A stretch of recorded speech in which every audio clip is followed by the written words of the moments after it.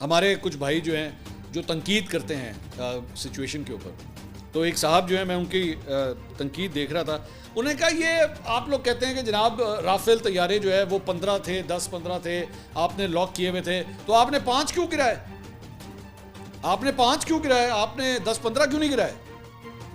मैं वो नफ्सियाती जंग की ही मैं बात कर रहा हूँ, इसको उसी तनाजुर में इस बात को लीजिएगा। आपने 10-15 क्यों नहीं गिराए? आपके फूफी के पुत्र लगते थे जो आपने नहीं गिराए।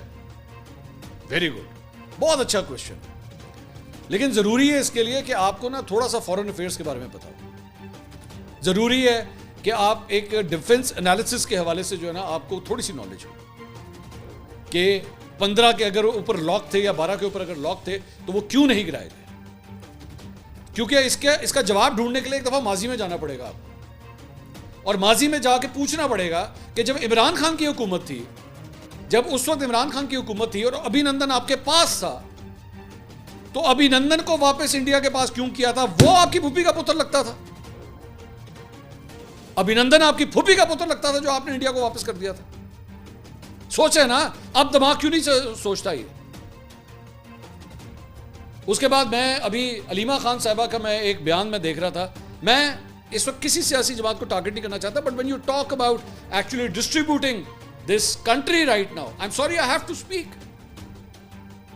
अलीमा खान साहिबा ने कहा कि जनाब ये लोग जो है ना वो इस वक्त ये सारा कुछ इसलिए हो रहा है क्योंकि नवाज शरीफ और मोदी जो है ना वो आपस में बैठ के ये खेल रहे हैं, ये आपस में पॉलिटिक्स खेल रहे हैं, ये इसकी वजह से हो रहा है। तो मेरे भाई, वो जब अभिनंदन यहां पे आया था तो उस वक्त क्या इमरान खान साहब मोदी के साथ पॉलिटिक्स खेल रहे थे?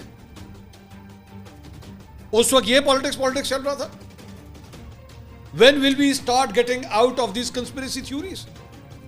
अब आए असल पॉइंट के ऊपर कि अगर 15 लॉक थे तो 15 मारे क्यों नहीं गए और अभिनंदन क्यों गया? दोनों की एक ही वजूहत है, दोनों की एक ही वजूहत है, क्योंकि आपने बैलेंस ऑफ पावर का ध्यान रखना होता है।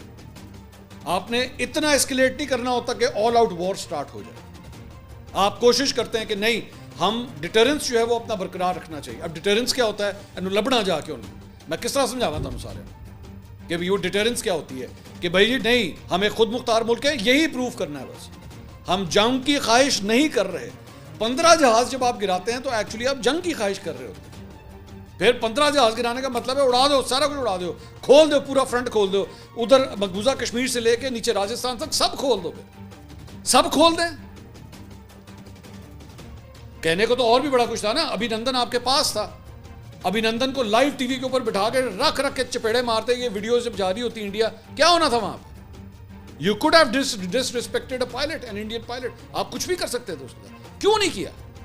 उसको चाय क्यों पिलाई जब वो कह रहा था जी टी इज फैंटास्टिक, और ये विजुअल जो बन रहे थे क्यों बन रहे थे?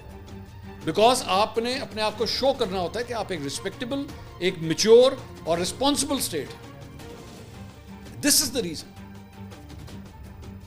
तो you need to understand this कि इस वक्त एक नफ्सियाती जंग चल रही है। बराए मेहरबानी उसके अंदर आग मत डालें। उसके अंदर आपका दुश्मन ये सारा कुछ करने की कोशिश कर रहा है, आपको डिस्ट्रीब्यूट करने की कोशिश कर रहा है, और आप बीच में भी उसके अंदर और अपना जो हिस्सा है वो झोंक रहे हैं।